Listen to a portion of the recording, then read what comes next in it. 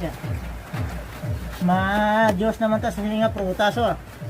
Ang nakakilala ka dyan, pwede mag-comment. Yes, dalom. Tapos kung gusto nyo i-share, mano-mano lang nga pag-imo sang Diyos. Paano na sa kutsara, tapos palibot-libuton. Tapos, simple lang yan. Kung paano sa Diyoson.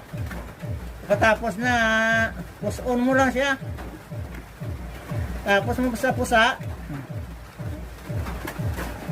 Nan, butangan mo siya sa tubig, kalamay, kag-ice. Diyos na siya dayon. Wala na sang kuskus balungos.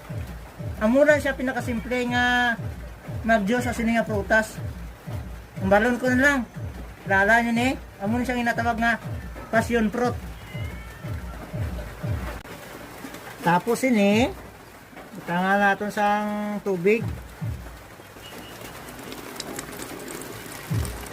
Para ma-imo na siya nga Diyos.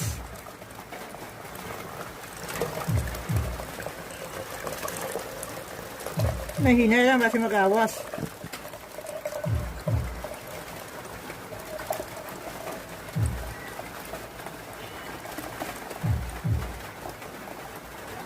Good for 6 person.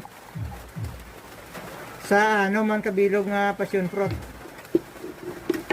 Tapos ini butangan ta sang kalamay o kung asukal.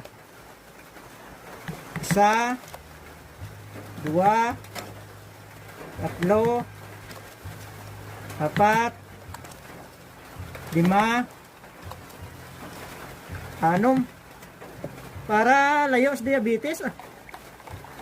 Alam mo kung sobrang mas kalamay, may mandata sa lawas. Kaya labot rin, tiga budget mahal kalamay sa bumo.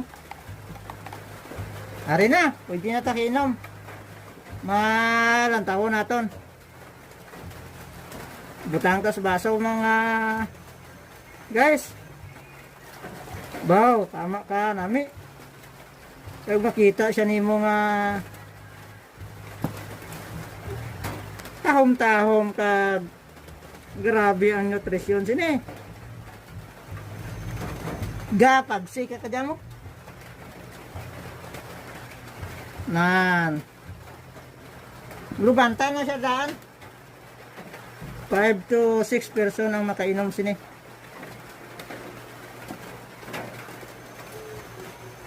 At tama